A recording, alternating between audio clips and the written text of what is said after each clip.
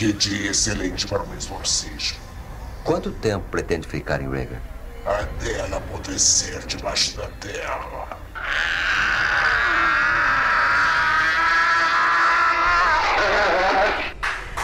É você, Satanás?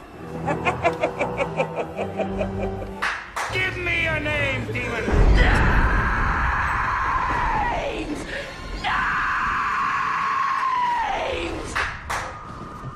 Olá, eu sou o Tuca. E se você chegou até aqui, é sinal que você não tem nada melhor pra fazer da vida, né? Nada melhor. E se você chegou até aqui, é sinal que você não tem nada melhor pra fazer da vida, né?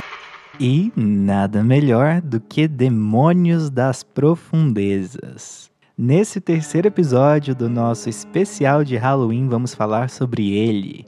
O capiroto, o cramunhão, o mochila de criança. Do mal encarnado em pessoa. Então agarre a sua lamparina e caminhe ao meu lado na escuridão do abismo onde os demônios se escondem.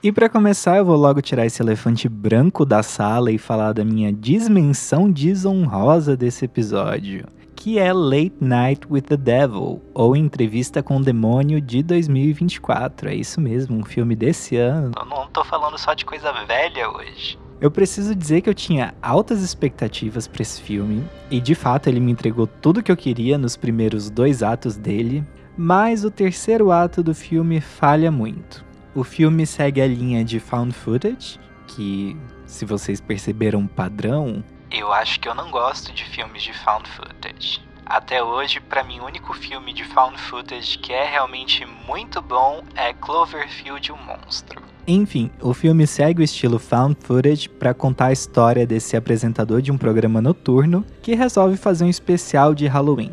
Ele traz 4 convidados, um cara que diz conseguir falar com espíritos, um mágico aposentado que flerta com o macabro e uma parapsicóloga e a sua filha / cobaia que supostamente está possuída por um demônio. Pule para o minuto 8:57. Spoiler!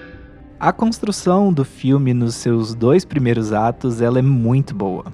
A gente começa com um panorama sobre a vida do apresentador e como ele acabou de perder a sua esposa e vai deixando ali um clima já de mistério pro primeiro ato, esse prelúdiozinho que tem logo nos primeiros minutos do filme. O primeiro convidado, que é aquele que se comunica com os espíritos, ele tem uma cara de charlatão e tudo que ele faz também tem aquele arzinho de charlatanismo. Até o seu último momento, quando ele contata um espírito agressivo e toda essa sequência é muito boa. O mágico, ele tá ali como uma voz da razão. Ele chega para descredibilizar tudo, colocando em xeque tudo que o suposto vidente fez. Ele funciona como a voz cética dessa história e ele faz isso muito bem, tanto que tem momentos que ele até irrita. Mas o caos realmente começa a se instaurar ali naquele programa. Pouco a pouco ele vai numa crescente muito boa, muito gostosinha de ser assistida. E a gente vai sentindo isso ao longo do andamento do programa. Antes da parapsicóloga e da menina possuída entrarem,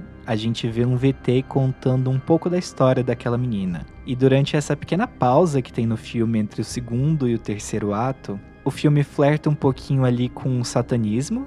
A religião, para quem não sabe, existe uma religião chamada satanismo, que, como o próprio nome já diz, adora o capiroto. Mas, ao contrário do que muita gente pensa, não é uma religião para fazer o mal e sacrificar as pessoas como o filme mostra ali naqueles momentos. Mas é uma religião como qualquer outra que segue a sua própria doutrina, inclusive tem mandamentos muito mais condizentes com a nossa realidade do que o cristianismo. Se vocês jogarem no Google mandamentos do satanismo, vocês vão ver que fazem muito mais sentido do que os do cristianismo. E se vocês quiserem saber mais sobre esse assunto, eu sugiro o episódio 166 do Mundo Freak. Mas o filme puxa mais essa religião para um lado de culto ritualístico, de pânico satânico, que foi uma febre ali nos anos 70, 80, até o início dos anos 90 tinha bastante. Inclusive, eles fazem sacrifícios para o demônio Abraxas, que segundo a mitologia é uma entidade que está acima até mesmo de Deus e do Satanás. Tem todo esse prelúdio ali nesse VT, é interessante, o filme usa desses movimentos que existem na realidade. A gente descobre que essa menina foi a única pessoa viva encontrada depois de um ritual que causou um incêndio nesse culto, nesse lugar, nessa igreja. E depois de todo esse VT do apresentador do programa conversar ali com as duas um pouquinho, fazendo todo aquele mise-en-scène que a gente sabe que tem, a gente finalmente passa para entrevista com um demônio, que consiste o quê? Nessa parapsicóloga invocando o capeta dentro da garota, e toda essa sequência é muito bem feita. Ela é tensa, ela deixa a gente bem curioso com as coisas que o Cramunhão faz e diz sobre o apresentador do programa, e também faz a gente duvidar um pouquinho ali sobre ele, sobre a idoneidade dele, e isso é bem interessante. Depois disso, o mágico cético diz que a entrevista é toda uma mentira, que o Cramunhão não estava ali, que é tudo um truque de ilusionismo, de hipnose, e ele resolve pegar uma pessoa ali do programa, que faz parte do programa, para demonstrar como ele também pode hipnotizar todo mundo ali e sugerir que não tem possessão nenhuma. Toda essa sequência também é muito bem feita, e aí eles resolvem reassistir a gravação ali do que aconteceu há poucos instantes, o que o mágico fez e tudo mais, e todo mundo vê que realmente era só hipnose / ilusionismo.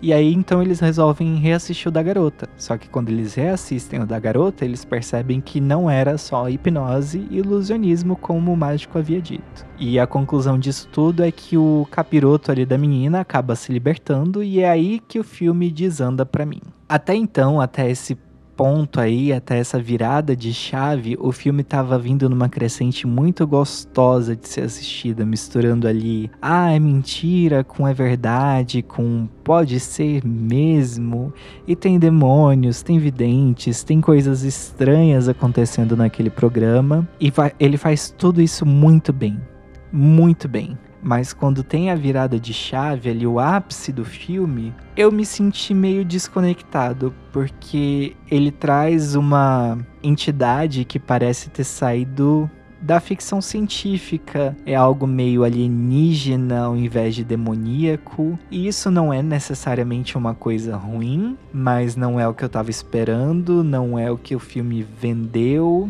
E eu acho que toda essa demonstração ali do poder e todas as cenas que se seguem até o final do filme, eles vêm com muita pressa, parece que para encerrar a história. Então a gente teve 2 atos que tomam ali o seu tempo desenvolvendo as coisas, e um ato final que quer terminar tudo de uma forma rápida demais, de uma forma simplória demais. E isso me fez ter a impressão de que tudo que a gente assistiu até ali foi meio que jogado no lixo, sabe? Toda a construção de personagens, toda a construção de tensão foi simplesmente jogado, porque esse último ato do filme é pífio comparado com todo o restante. Mas assim, de forma nenhuma ele é um filme ruim, pelo contrário, eu acho que ele é muito bem feito, muito bem produzido, muito bem contado. Eu só acho que a quebra de expectativa foi tão grande e me deixou tão decepcionado que eu não tenho como perdoar e colocar ele aqui em uma categoria que não seja essa. Mas lembrando, essa é a minha opinião. Se você gostou do filme, parabéns, porque o filme realmente tem tudo pra ser bom. Eu só não gostei porque a quebra da expectativa foi muito grande. Agora a gente vai entrar numa sessão aqui que eu carinhosamente denominei de sacerdócio, e vocês vão entender o porquê já já.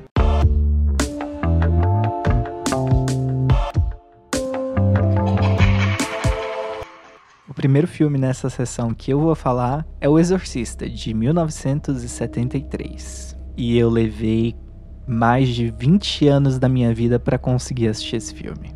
Não me leve mal, Eu tentei quando eu era mais novo, quando eu era ali pré-adolescente, adolescente, mas eu sempre tive muito medo desse filme. Eu nunca conseguia passar daquela cena que a menina tá fazendo xixi ali no tapete, no meio da festa. Eu realmente não sei o que acontecia comigo, porque chegava nessa cena, eu começava a me arrepiar todo e eu ficava com muito medo, e aí eu desistia e resolvia assistir outra coisa. E é claro que eu já sabia ali do que era o filme, sabia a história, sabia tudo, mas mesmo assim eu sentia muito medo e não assistia. E eu vim assistir esse filme, sei lá, na minha vida adulta, tipo uns 5, 10 anos atrás, em algum momento entre isso. E o filme, eu acho que pela idade dele, ele acabou se tornando meio cômico por causa dos efeitos especiais. Acho que sim, acho que é essa a palavra. Ele não me causou tanto aquela sensação, aquela tensão, aquele medo que ele me causou quando eu era mais novo. Não sei se porque vida adulta, né? Hoje em dia a gente tem medo de outras coisas, a gente tem medo de boleto, a gente tem medo de conta do cartão de crédito, de não ter como pagar o teto sobre a nossa cabeça no final do mês. São esses medos que a gente carrega na vida adulta. Então, achei cômico ali o filme por causa dos efeitos. A maquiagem nem tanto, mas os efeitos tem uns momentos meio Jequiti ali, onde aparece a cara do capeta, e eu dava risada junto com meu marido, e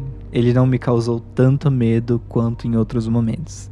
Mas ele continua sendo um filme excelente, ele é um filme muito bom, tanto que depois de um tempo eu fui pesquisar sobre e tudo mais, fora as lendas urbanas que existem sobre a filmagem desse longa e tudo mais, eu descobri que tem um livro chamado O Exorcista, que foi o livro que deu origem ao filme, como sempre, Hollywood. E me parece que o livro é muito mais interessante. O livro tem toda uma parte ali que não foi explorada pelo filme, sobre como que a menina acabou com o capeta no corpo, porque, se eu me lembro bem, no filme a Regan, ela simplesmente começa a agir de uma forma estranha, tudo mais, não tem uma explicação ali pra como ela foi possuída. E no livro parece que ela mexeu ali com a tábua Ouija, que eu já falei nos episódios anteriores, provavelmente não respeitou as regras e acabou se dando muito mal. E parece que no livro também não é uma menina, mas sim um menino que foi possuído. De qualquer forma, o filme continua muito bom, muito relevante. Eu acho que ele é um clássico do cinema que todo mundo precisa assistir pelo menos uma vez na vida. E ele influenciou diversas coisas no mundo pop, diversos outros filmes, diversas outras mídias. Foi referenciado em inúmeras outras coisas, tem paródia dele em Todo Mundo em Pânico, tudo isso justamente por ele ser um clássico. Então eu acho que sim, você deve assistir. Se você sempre teve medo desse filme, pode ser que aconteça a mesma coisa que aconteceu comigo, que você ache os efeitos especiais engraçados e não te dê mais tanto medo quanto já deu um dia. Então assista, fica aqui a recomendação, é sempre bom conhecer os clássicos.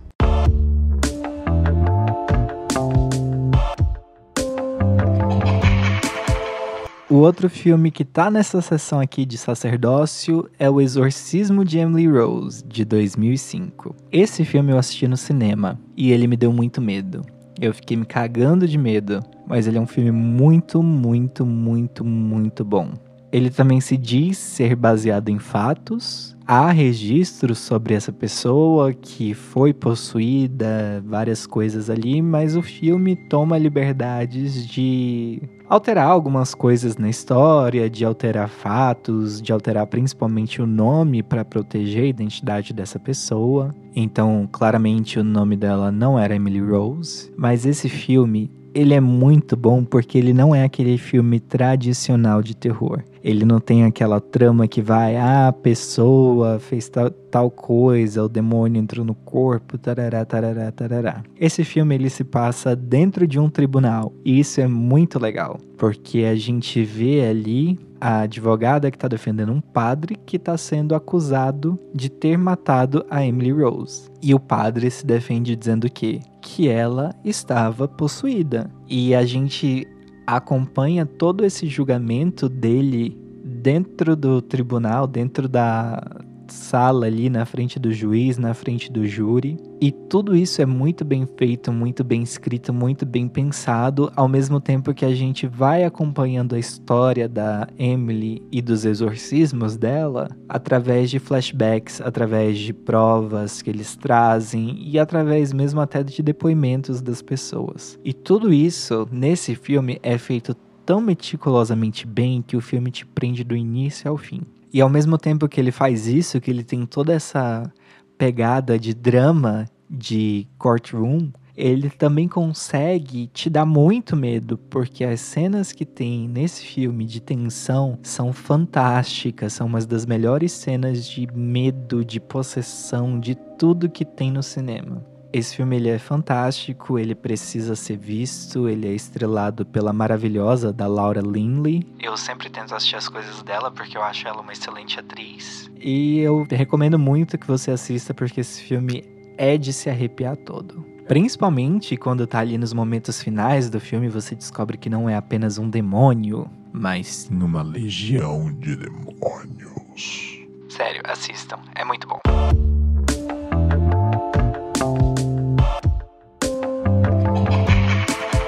Outro filme ainda nessa linha é O Ritual, de 2011. E eu vou jogar uma aqui pra vocês. Se você tá assistindo um filme com Anthony Hopkins, ele muito provavelmente é o vilão. E aqui a gente acompanha a história de um cara que tá ali no início da vida adulta dele. Ele trabalha num mortuário. Nos Estados Unidos é muito comum que as casas fúnebres sejam negócios de família. Então tem a casa da pessoa e ali anexo da casa da pessoa tem a funerária, onde as pessoas fazem os velórios, as eulogias, onde as pessoas visitam o morto dentro do caixão, escolhem um caixão, tudo isso, onde eles preparam o corpo. E é uma coisa assim meio mórbida, meio bizarra, né? Porque aqui no Brasil a gente tem a casa funerária, mas ela é só a casa funerária, ela é um negócio, ela não é a sua casa e uma casa funerária. Você já se imaginou vivendo nessa situação?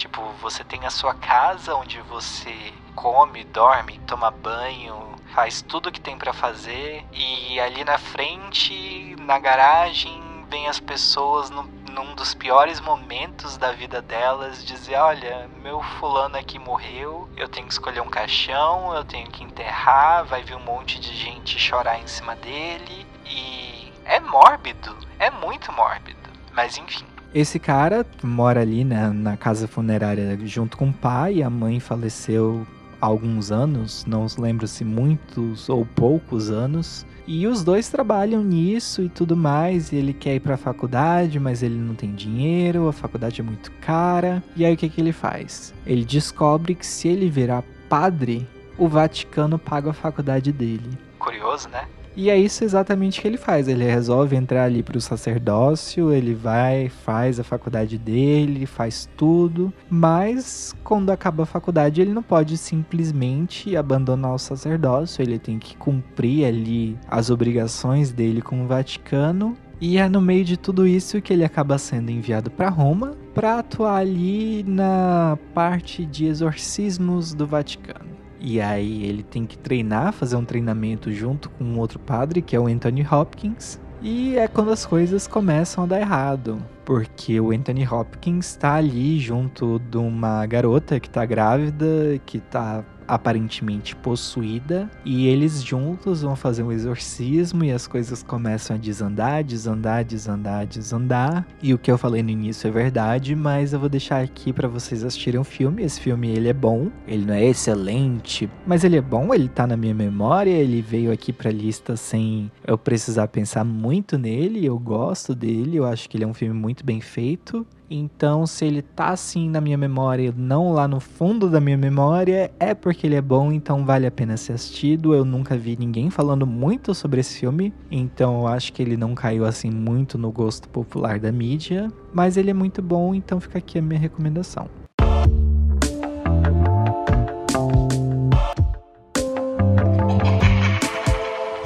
último filme que tá aqui nessa minha sessão de sacerdócio, apesar de eu saber que existem muitos outros, inclusive tem alguns que as pessoas recomendam muito, mas que eu não assisti, que é aquele com o Russell Crowe, então eu não vou falar dele aqui. E eu vou caminhar aqui para esse último filme dessa sessão, que é Imaculada, de 2024. Esse filme é bem recente, então eu vou deixar aqui o alerta de spoiler. Ainda tá aí, né, puta? Vou deixar aqui o alerta de spoiler justamente pra quem não assistiu esse filme e tem interesse em assistir, que vá assistir e depois volte aqui pra continuar ouvindo sobre ele, porque esse filme é muito bom.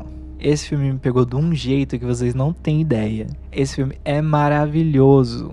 Aqui a gente tem a Sydney Sweeney como uma noviça nada rebelde. Desculpa o trocadilho. Ela é uma estadunidense, obviamente. Ela não fala outra língua a não ser o inglês, obviamente. Por quê? Porque estadunidenses são preguiçosos em aprender outra língua. E o que acontece? A igreja dela fecha e ela é enviada para um outro... Na igreja, né, onde vivem as freiras, tem um nome pra isso, o convento. Convento, isso, o convento dela fecha. Ou foi a igreja dela que fechou? Não sei, enfim, tudo a mesma coisa. E aí ela é mandada pra Itália, pra Roma, pra viver num convento lá. Ela ainda não jurou, não sacramentou os votos dela, então ela ainda não é uma freira, ela é só uma noviça. E ela vai lá pra esse convento. Nesse convento geralmente é onde eles mandam as freiras que estão já no final da sua vida. É tipo meio que um asilo barra convento, barra igreja, barra tudo. E ela vai pra lá, as coisas são bem estranhas, as pessoas não falam a língua dela, ela também não se prontifica em querer aprender outra língua. Estadunidenses. E aí o que acontece? Um monte de coisa estranha e bizarra. Pule para o minuto 24 e 38. E as coisas vão se intensificando. Tem umas freiras lá que usam um pano vermelho na cara. Tem uns ritual doido estranho. Ela faz os votos dela. E do nada ela aparece grávida. Porque sim, estadunidense é tão especial assim, que para todo lugar do mundo onde ele vai, as coisas acontecem com ele, não com quem já tá lá há 15, 20, 50, 300 anos. E o que acontece? Ela tá grávida. Mas de quem? Ela jura, ela promete que ela nunca transou na vida, que ela não teve relação com nenhum homem. E o filme não te mostra nada disso, não te deixa claro nada disso, mas ele implanta ali uma pulguinha atrás da sua orelha que... Será que foi o padre bonitão com o sobrenome Morte de Casa de Papel? Ou será que foi o bispo com cara de pedófilo? E aí você fica nessa. Será que é tudo sobrenatural? Será que são uma seita? Será que estão abusando dela? E a gente vai acompanhando a evolução da gravidez dela ali e as coisas vão ficando estranhas, vão ficando bizarras. E o filme te dá tudo a entender nos primeiros 2 atos dele de que é o quê?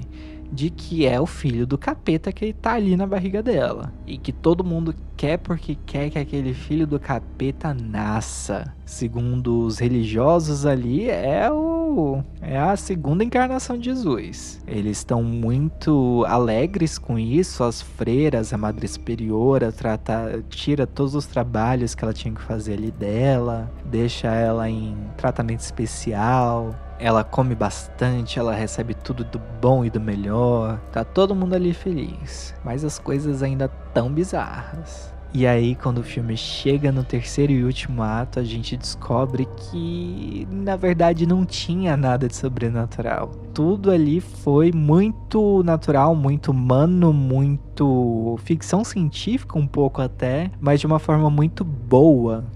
Esse filme ele é sensacional porque ele passa ali te vendendo, ele passa ali os 2 primeiros terços te vendendo que é tudo sobrenatural, que é o capiroto, que é a reencarnação de Jesus, que quer que seja, que não é humano. E aí quando chega ali, ele tem uma reviravolta que te faz... Puta que pariu, que bando de filho da puta, né? Então assistam. A cena final desse filme, ela é fantástica. E eu fiquei muito chateado que a gente não viu o que tinha ali, porque eu queria muito ver. Mas toda a emoção, toda aquela animalidade que a Sydney Sweeney passa no filme, principalmente nesses momentos finais, é incrível. Então fica aqui a minha recomendação, tá disponível no Prime Video, que foi por onde eu assisti, então assistam. E esse foi o final da nossa sessão de sacerdócio, filmes de terror envolvendo capiroto e padres e religiosidade. Eu, como eu já falei, sei que existem muitos mais, mas quem sabe eu deixo para um próximo ano, se ainda existir um podcast no próximo ano, não sei. Nunca se sabe o dia de amanhã, né? Eu posso ser possuído por um demônio e morrer.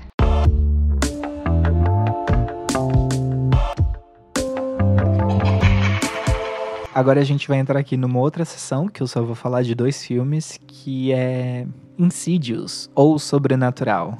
E aí, o 1 é de 2010 e o 2 é de 2013. E esses 2 filmes são excelentes. Muito bons, muito bem feitos. Os 2 são dirigidos pelo James Wan e trazem no elenco Patrick Wilson e a Rose Byrne. E eles são muito bons. Muito, muito bons. Imagine que você é de uma família, um homem, uma mulher. Como sempre, né? Filmes de terror. Heterossexualidade. Yay! Uma família, homem e mulher, 2 filhos. Vocês se mudam para uma casa nova, porque a casa antiga tava ficando pequena para vocês. E aí as coisas começam a acontecer. Mas esse não é um filme de espírito, senão ele já teria ficado no episódio passado. O que acontece? Esse menininho, filho do casal, entra em coma. E no que ele entra em coma, coisas estranhas acontecem. Porque não é uma doença, não tem como resolver. E os pais ficam doidos. E aí a gente começa a descobrir novas coisas sobre essa família. Principalmente sobre o pai da família. Que ele tem um passado obscuro ali. Mas que não é o que vocês estão pensando, tá? Mas nesse passado obscuro, é obscuro não porque ele é mal intencionado nem nada disso. É porque ele tinha um dom, uma habilidade que foi tirada dele e a memória dele foi apagada justamente para proteger ele de coisas ruins. E esse filme ele brinca muito com vários conceitos, ele brinca com o conceito espiritismo, ele brinca com conceitos de demônios, de espíritos, de videntes, de várias coisas sobrenaturais, de caça-fantasmas até. E ao mesmo tempo que ele faz isso com tanta maestria e tanto zelo que o filme ele se tornou um dos melhores filmes de terror, na minha opinião. E eu sei que ele virou uma saga, ele tem diversas sequências, se eu não me engano, ao todo são 4 ou 5 filmes, mas vamos ficar com que são bons, né? O primeiro e o segundo são ótimos, os 2 ali compartilham da mesma história, e eles são muito bons em dar medo, em te dar susto, em te passar aquela sensação de desespero até, e tem cenas muito icônicas que hoje em dia até viraram meme nesse filme. Tipo a cena, o meme do café, que quando você dá um gole de café e sente ali um negocinho, exatamente, veio desse filme. Procurem esse meme na internet. E toda a construção dos personagens, inclusive do demônio ali, ela é muito boa, muito bem pensada. A forma como ele age, como ele aparece ali em diversos momentos no filme que você nem imagina que vão aparecer. Eles simplesmente meteram uma cena lá que te dá um puta de um susto no meio do dia. E foi feito de uma forma muito boa. Então assistam Insidious 1 e 2, ou Sobrenatural 1 e 2. É um filme muito bom. E foi o filme que abriu as portas pro James Wan no mundo do terror e no mundo do cinema de uma forma geral. Tanto que depois disso ele veio com o quê? Exatamente, com o famoso Invocaverso, que é o tema da nossa próxima sessão. O Invocaverso tem muitos filmes, tá? Tem filme até que dizem que tá e que não tá. Então eu resolvi separar em sessões aqui para ficar mais fácil. Então vamos pro Invocaverso.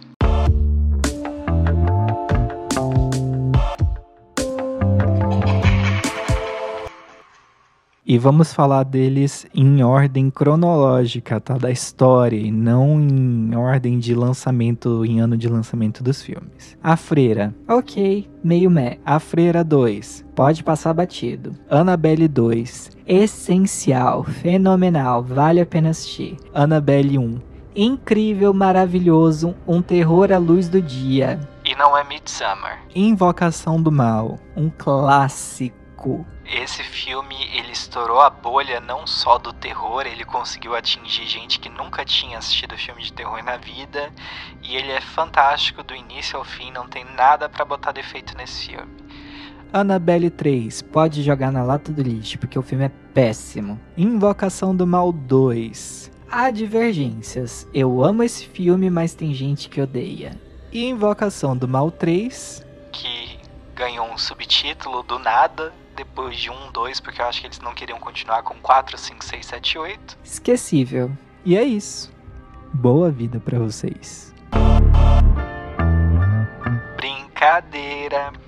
Vamos lá. A Freira. Ele não é um filme ruim, mas ele não é dirigido pelo James Wan. Ele é ali o básico do básico do básico dos filmes de terror. Eles simplesmente pegaram um personagem que estava fazendo muito sucesso e resolveram fazer um filme sobre. E ele é ok, ele tem ali uma história que pode ser ok, mas é um filme que ele, primeiro, não te dá muito medo. Segundo, ele não é tão memorável assim. Então, se você quiser assistir um filme de terror ali meio sessão da tarde, assiste. Ele é isso, nada demais, ele não dá muito medo, ele não explora muito as coisas, ele é um filme rápido, ele é básico, ele é bege, é isso. E aí a gente tem a Freira 2, que não era pra existir. Eu sinto que eles deram uma de Sony ali, criaram esse filme do nada só pra aproveitar mais da venda das coisas, do personagem, dos direitos autorais, sei lá.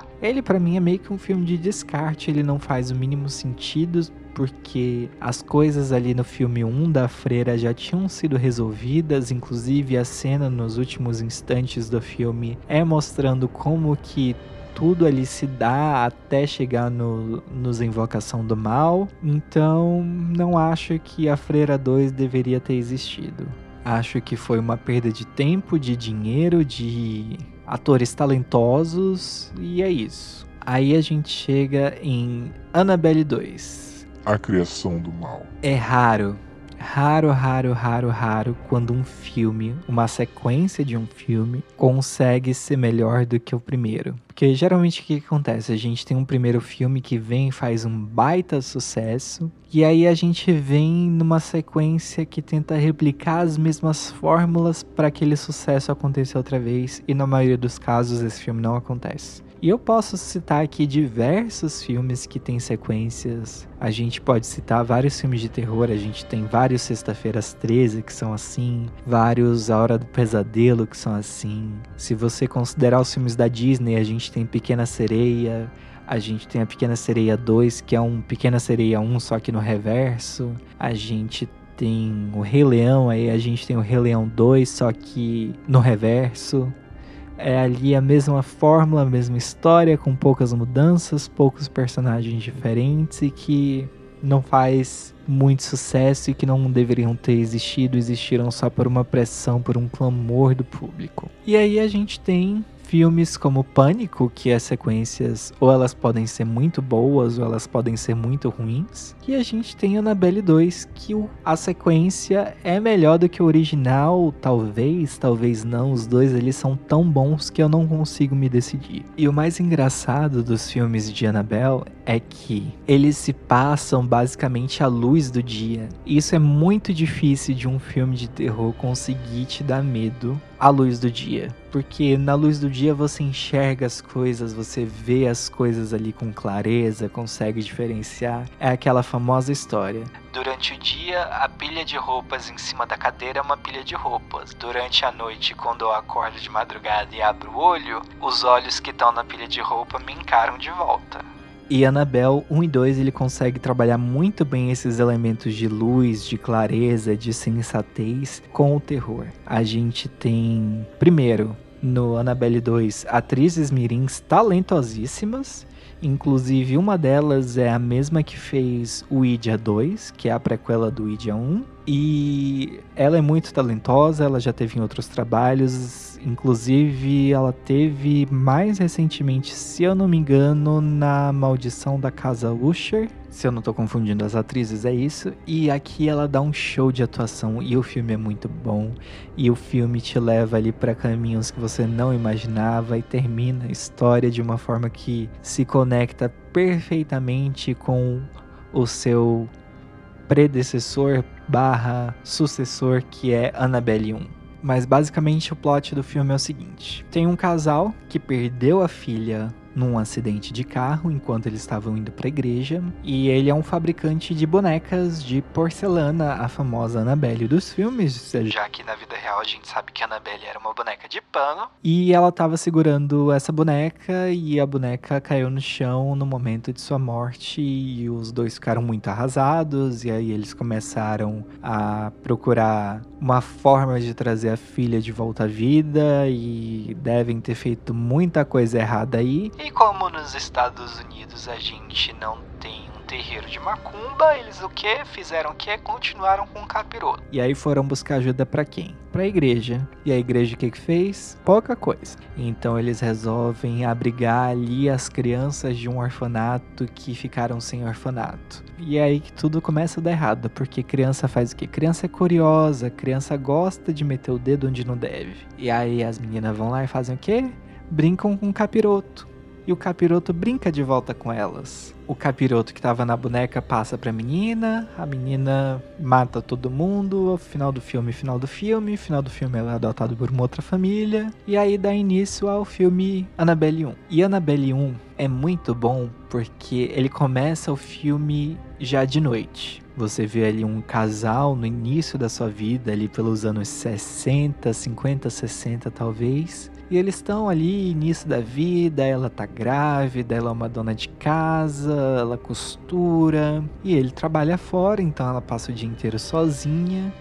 E é nesses momentos em que ela tá sozinha que as coisas desandam. Ela começa a ver coisa, ela começa a ouvir coisa. Em determinado momento todo mundo acha que ela tá louca e as coisas acontecem só durante o dia. Quando ela tá sozinha em casa, ela não tem pra quem recorrer. E é aquilo. O filme ele é sensacional porque ele consegue te dar medo durante o dia. Esse daqui mais do que o Annabelle 2, mas ele consegue te dar muito medo. E aí chega no momento até que eles resolvem se mudar da casa, porque eles achavam que era alguma coisa na casa. Mas como sempre, você se muda da casa e o mochila de criança vem junto. Vem junto com a bagagem. Eles vão para um apartamento e lá tudo continua acontecendo, só que de uma forma muito pior. Até que o filme chega ali no ápice dele e acaba e você tá morrendo de medo, e ele é muito bom mesmo. Então recomendo Annabelle 1 e 2, 2 e 1, da forma que você quiser assistir, os dois funcionam muito bem. Invocação do Mal, ele já se tornou um clássico do cinema, não tem como negar isso. Ele é o exorcista dessa geração, dessa década. E ele é um filme também muito bem feito, também dirigido pelo James Wan. Também com Patrick, não sei o que lá no elenco, Patrick Wilson no elenco. Justamente porque eles têm ali um bromance, eles se gostam muito, e é isso. E esse filme, ele é muito bom porque a gente acompanha a história de uma família bem grande, ali nos anos 70, que se muda para uma nova casa. E o quê? A casa tá assombrada. Mas esse filme ele consegue te passar muito bem as emoções e as coisas vão desenrolando ali num ritmo muito gostoso de se assistir. Por muito gostoso eu digo, os medos vão se intensificando, os sustos vão se intensificando, até que o último recurso que eles têm, depois de já terem recorrido a padres e tudo mais, é chamar um casal de investigadores sobrenaturais, Ed e Lorraine Warren. E o que acontece? Eles descobrem que não são fantasmas, que é o capeta De uma bruxa, Bathsheba.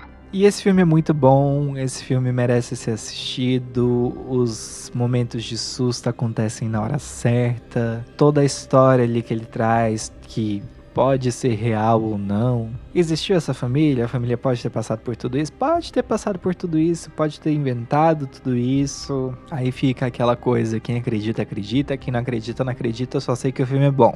E aí a gente vem pra Invocação do Mal 2, que é o que eu falei que existem divergências. Invocação do Mal 2 as coisas mudam um pouquinho, por quê? Porque eles não estão mais nos Estados Unidos. O casal Ed e Lorraine Warren vão para Londres. E aqui o filme ele é controverso porque boa parte da crítica, boa parte dos fãs não gostou do filme. E a outra parte amou o filme. E eu acho que é justamente aquele negócio dele tentar não ser tão formulaico, de tentar não seguir a formulazinha do antecessor para dar certo, que faz dele um filme muito bom.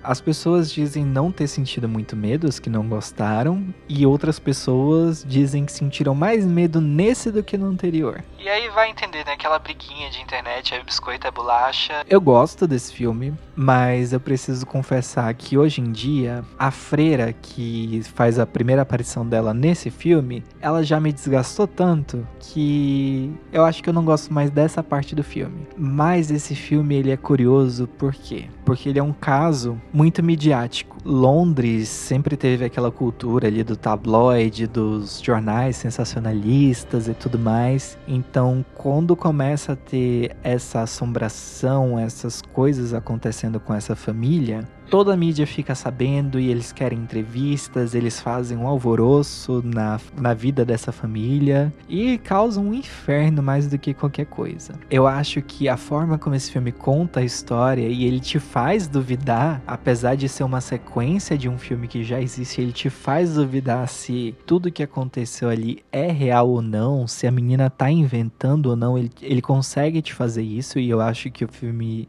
Qualquer filme, quando ele consegue te fazer duvidar da história principal, ele já se torna automaticamente um filme muito bom. E esse filme brinca muito com isso, até mesmo com o medo que ele causa, porque a gente tá assistindo tudo que aquela menina tá passando, tudo que ela tá vivendo, e ninguém acredita nela, e a gente fica com dó, e ao mesmo tempo as coisas acontecem de uma forma tão bem feita que você fica com muito medo também. Eu acho que eu sou do time que eu senti mais medo com esse filme do que com o primeiro filme. Ele me traz mais uma sensação de realidade nesse filme do que no anterior. Isso na parte da menina sendo assombrada ali pelo espírito do velho que tá causando caos na vida daquela família, e eu acho tudo isso muito bem feito. Mas ao mesmo tempo também tem aquela parte lá da freira que foi legal assistindo as 2 primeiras vezes. Hoje em dia eu acho que já me cansou, por causa que a freira já me cansou. E aí a gente tem Invocação do Mal 3, que é completamente esquecível. Eu não lembro sobre o que é o filme. Eu lembro que o filho da Wanda tá nesse filme, o menininho que faz o Billy Maximoff em WandaVision. Eu lembro que tem a Vera Farmiga e o Patrick Wilson. E eu não lembro de mais nada nesse filme. Eu acho que tem alguma coisa sobre bruxas demoníacas nesse filme, mas enfim. Não acho que ele seja tão bom quanto os outros, não acho que ele tá no nível dos outros. Ele não é tão ruim quanto os filmes da freira. Talvez o demônio seja a Wanda Maximoff. E ele é um filme, ele existe. E ele tá aí, se você quiser assistir, ele tá na HBO. Aliás, eu acho que todos os filmes do Invocaverso estão na HBO. Pelo menos estavam, não sei se ainda estão lá. E aí também tem uma polêmica sobre um outro filme que faz parte desse universo ou não, que é A Maldição da Chorona, que é aquele espírito lá mexicano de uma mulher de vestido de noiva que se ouve os prantos e ela geralmente mata homens. E esse filme é ruim de dar com dó. Nota dó. E assim, não vale a pena ser assistido. Amo a Linda Cardellini, mas esse filme é tão mal escrito, tão sem emoção, tão xoxo que passem longe. E eu acho que é isso que eu tinha pra falar de Invocaverso. Agradeço a paciência de vocês, porque não são tantos filmes quanto o Marvelverso, o MCU, mas a gente tem aqui filmes muito bons e filmes muito ruins. Então, agora vocês querem pra um filme muito bom? A gente vai pra sessão de filmes muito bons. Tem 2 só, mas muito bons.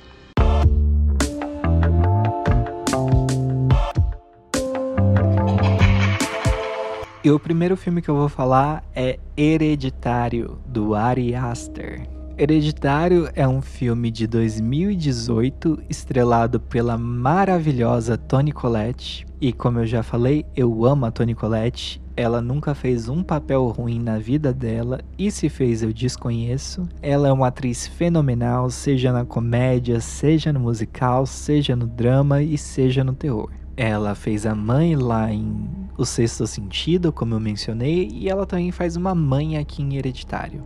Em Hereditário a gente tem uma família, mãe, pai, como sempre. Um casal de filhos que estão ali nos seus anos adolescentes, que é o Alex Wolff e a Millie Shapiro, que fazem esses dois personagens. E a gente tinha uma avó que faleceu recentemente, inclusive a gente vê ali parte do funeral dela, se eu não me engano, no início do filme. E a gente vê que é uma família bem peculiar, bem disfuncional.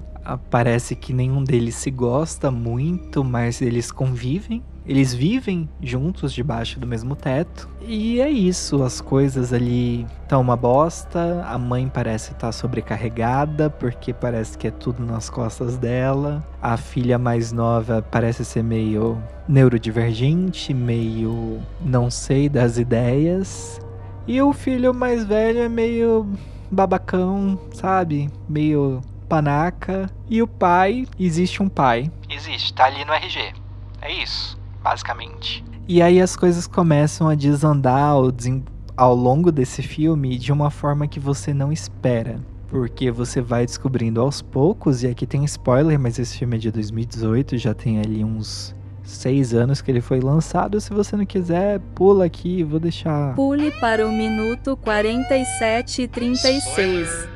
A avó que morreu, ela era de uma seita. E a razão para a família ser desse jeito é culpa da avó. E eu acho que o filme ele brinca muito com todos esses conceitos de demonologia, de seitas malignas, macabras. E as coisas acontecem ali de uma forma muito boa, muito refrescante. Não é um filme que tem demônios possuindo gente de uma forma como a gente está acostumado no Invocaverso, em Exorcista, nos outros filmes ali de sacerdócio que eu falei. Então, toda a visão que esse filme traz, ela é muito boa, ela é muito nova, ela é muito recente. Inclusive, esse filme faz parte ali de uma linha que os cinéfilos do terror gostam de chamar de pós-horror. Eu acho isso uma besteira, mas enfim. Até mesmo porque se for chamar assim, o pós-horror já morreu. E o que vem depois do pós-horror? O pós-pós? Enfim, essa grande família vive nessa casa, eles estão ali assolados, cada um com seus problemas, as coisas começam a dar errado, o pai pega fogo, a menina perde a cabeça, a gente descobre que ela perdeu a cabeça justamente, todas as coisas que ela fazia é porque ela tava com um capiroto no corpo, e ela cresceu talvez, nasceu com esse capiroto no corpo, mas o capiroto não queria uma menina, queria um menino, e como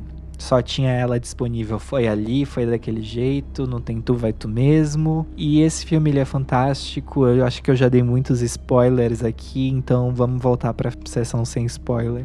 Esse filme é fantástico, eu acho que ele merece ser assistido por qualquer pessoa que ama terror e nunca assistiu e tá com o pé atrás. Ele deixa ali algumas coisas em aberto, ele vale a pena ser assistido mais de uma vez, porque ele tem vários detalhes que ele vai te entregando no início do filme, no meio do filme, ao longo do filme, e todos eles se amarram muito bem no final do filme. Então fica aqui a minha dica, Hereditário. É bom? Não, ele é excelente, então assistam.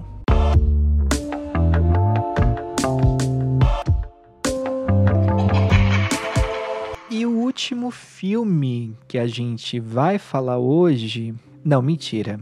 Resolvi aqui mudar. Resolvi inovar, resolvi trazer mais um aqui que eu acho que talvez se enquadre nessa categoria. Então, nessa sessão de filmes muito bons, a gente vai ter 3 filmes muito bons e não mais 2, como eu disse anteriormente. E eu vou falar então de Corrente do Mal. Corrente do Mal não é tão bom quanto Hereditário, mas ele é muito bom. Ele tem ali um pretexto meio... que se você ouvir você vai falar, eu não vou assistir isso tá mais pra um besterol do que pra um filme de terror? Pode ser que sim. Mas eu te garanto, vale a pena assistir, ele é muito bom. Chama Corrente do Mal. Acho que eu já falei o nome, né? Tô loucão hoje. E o mote desse filme é o seguinte: tem uma espécie de uma maldição, e essa maldição ela não é passada de pai para filho, de mãe para filho, de avó para neto. Vocês entenderam aqui o que me fez lembrar desse filme enquanto eu tava gravando? Essa maldição, ela é passada através do sexo. Uma MST. Ela é uma maldição sexualmente transmissível. Eu falei, é meio pífio o pretexto desse filme, mas mesmo assim o filme é muito bom. Ele é um filme que ele te surpreende, não pela sinopse, mas ele te surpreende. Porque o que acontece? Tá, tem esse rala e rola, a menina tá na faculdade, ela vai lá, rala e rola com um cara que tava amaldiçoado, e aí dá ruim, porque ela recebe essa maldição, ela começa a ver uma entidade, e essa entidade começa a meio que perseguir ela. E a gente não sabe se é um espírito, se é um demônio. Eu acho que é um demônio, é uma coisa ali bem maligna. Nossa, deu uma cuspidona. É uma coisa ali bem maligna. E esse filme me deixou acordado aí por umas 2 noites até eu assistir alguma coisa e me esquecer dele. Porque ele mostra essa entidade ali aparecendo de uma forma tão grotesca. Ela parece uma pessoa, mas ao mesmo tempo ela não é uma pessoa. E ela tá longe de você, mas você é a única pessoa que vê. E conforme o tempo vai se passando com aquela maldição, ela vai chegando mais perto de você. E aquela coisa ali maligna se aproximando, tentando te pegar, tentando fazer alguma coisa com você que você não sabe o que é, mas que você sente muito medo. E não tem muito o que dizer aqui sobre esse filme, só que ele merece ser assistido. Ignorem esse plot horrível que ele tem dessa maldição sexualmente transmissível. Te garanto, não é um filme de besterol. Te garanto que ele vai te dar medo e até alguns sustos. E ele é muito bom. E tem esse cramunhão aí amaldiçoando quem fez Vucu Vucu. Celibato, minha gente, celibato.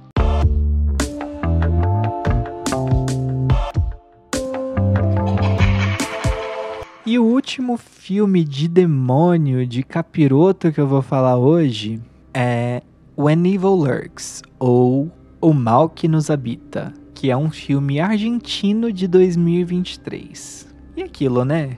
É época ali de Halloween, setembro, outubro, novembro, a gente tem muito filme de terror, a gente assiste muita coisa de terror estadunidense e a gente acaba assistindo pouca coisa de terror de outros países. É muito raro quando a gente pega um filme de outro país que estourou a bolha, que vai parar nos Estados Unidos, que sai nas notícias e tudo mais. E O Mal que Nos Habita é um desses filmes, e ele foi uma grata surpresa, mas como esse filme é recente, alerta de spoiler. Pule para o minuto 58 e 27.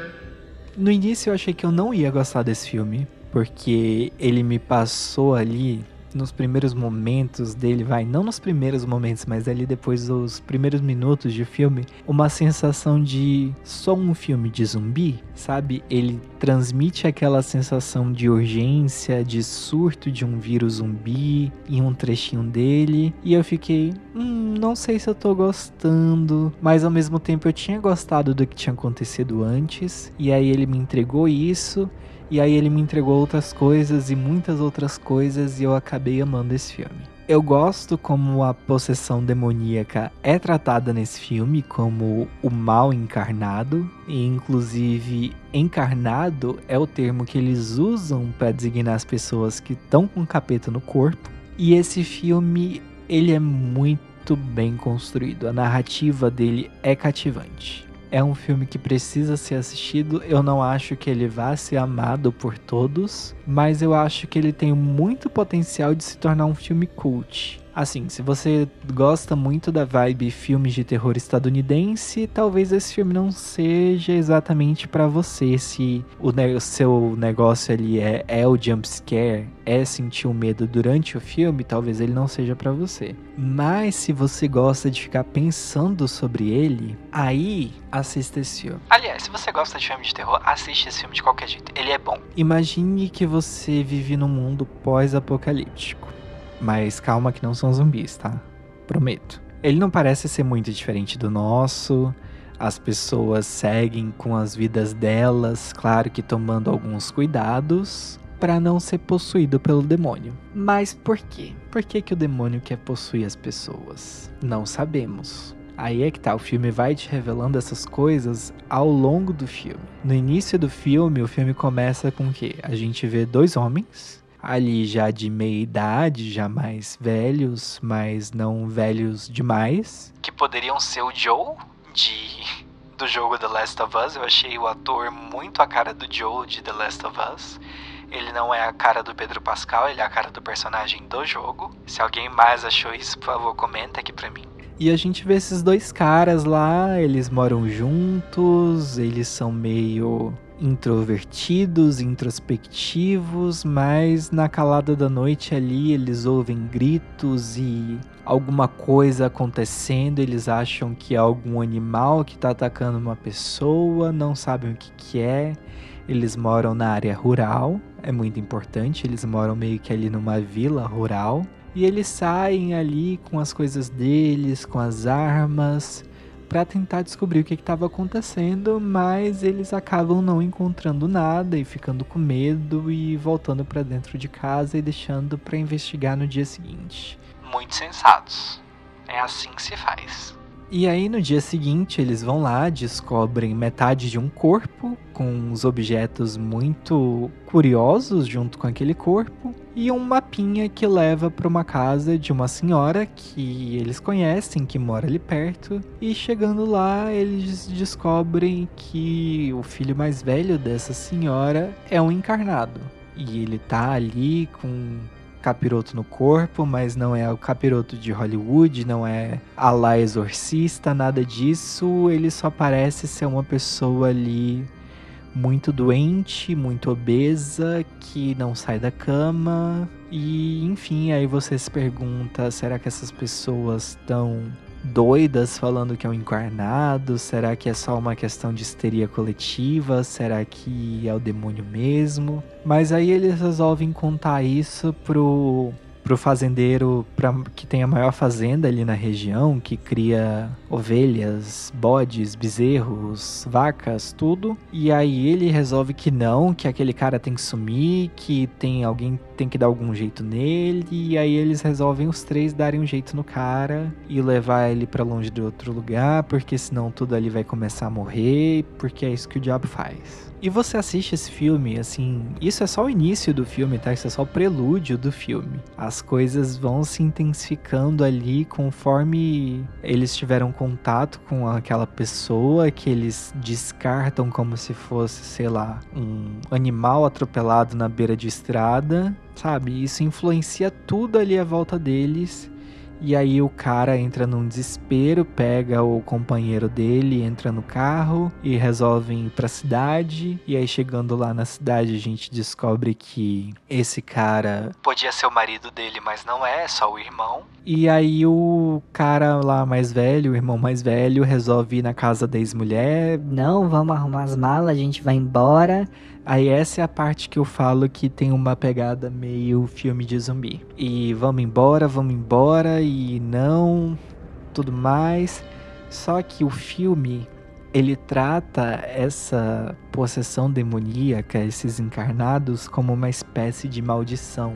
Então eles meio que amaldiçoam todo mundo que entra em contato com eles. E eu achei isso uma sacada de gênio, porque toda essa sequência que acontece dentro da casa da ex-mulher, ela é fantástica, ela é absurda, ela é bizarra, e eu amei. E eu não vou falar muito mais sobre, porque realmente assistam esse filme. Tudo que acontece ali é bizarro. E depois tudo que acontece na escola também é bizarro. E toda vez que você acha que o filme vai te levar para um lado, ele te leva para o outro. E é simplesmente fantástico. Esse filme merece ser assistido. Eu amei cada segundo dele. E ele não dá medo.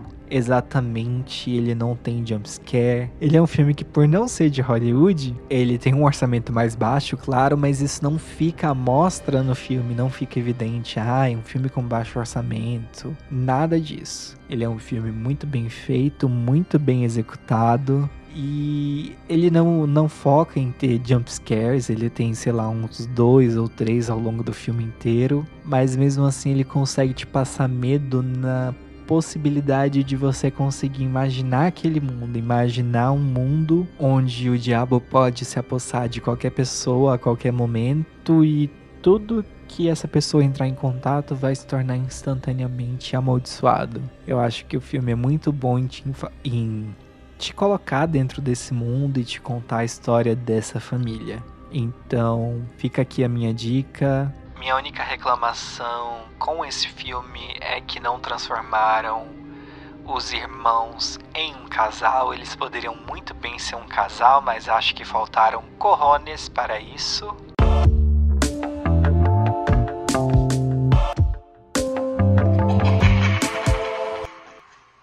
E é isso, acho que esse episódio ficou um pouco longo. O meu bruto aqui tá longo, então não sei quanto tempo ele vai ter. E eu espero que vocês tenham gostado. Se não gostarem, paciência, me digam o que vocês querem que eu faça. E é isso. Boa vida pra vocês.